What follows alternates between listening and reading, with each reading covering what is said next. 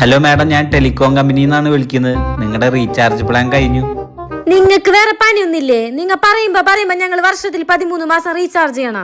Madam, വർഷത്തിൽ 13 അല്ല 12 മാസമാണുള്ളത്. അതെനിക്കും അറിയാം. നിങ്ങൾ നിങ്ങളുടെ കമ്പനീനെ പറഞ്ഞ് മനസ്സിലാക്ക്. വർഷത്തിൽ 13 അല്ല 12 മാസം ഉള്ളൂന്ന്. എന്ന് വെച്ചാ എന്ന് വെച്ച് കഴിഞ്ഞാ ഞങ്ങൾ ഒരു മാസത്തിനാണ് റീചാർജ് ചെയ്യണത്. ഒരു മാസത്തിൽ എത്ര ദിവസം ഉണ്ടാവും? 30, 31. അതുകൊണ്ടെന്നാ നിങ്ങൾ ഈ ടെലികോം കമ്പനിക്കാര് മാസം 30 എന്നുള്ളത് 28 ദിവസമാക്കി കുറച്ചില്ലേ? കലണ്ടർ തന്നെ മാറ്റി കളഞ്ഞില്ലേ നിങ്ങള്? അത് കമ്പനി പോളിസിയാണ്. അതിൽ ഞങ്ങൾ എന്ത് ചെയ്യാനാ? കമ്പനി പോളിസി അല്ല, നിങ്ങൾ ഞങ്ങളുടെ പൈസ ഊറ്റണ പോളിസി ചെയ്യണത്. മനസ്സിലായില്ല. നിങ്ങളുടെ കമ്പനിയുടെ പ്ലാൻ പ്രകാരം ഒരു മാസം 28 ദിവസമാണ് ഉള്ളത്. അങ്ങനെയാണെങ്കിൽ ഒരു വർഷത്തിൽ എത്ര ദിവസം ഉണ്ട്? 28 × 12 എത്രയാ? 336. ആ, ശരിക്കും ഒരു വർഷത്തിൽ എത്ര ദിവസം ഉണ്ട്? 365. ആ, അപ്പൊ ഈ 365 ഇത് 336 കുറച്ച് എത്രയാ? അപ്പോ 29.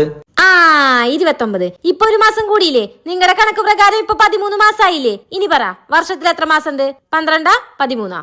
13. ആ, ഞങ്ങള് 13 മാസം റീചാർജ് ചെയ്യുമ്പോ നിങ്ങളും 13 മാസം ശമ്പളം വാങ്ങുന്നേ. എന്തിനാ മടിച്ചിക്കണേ?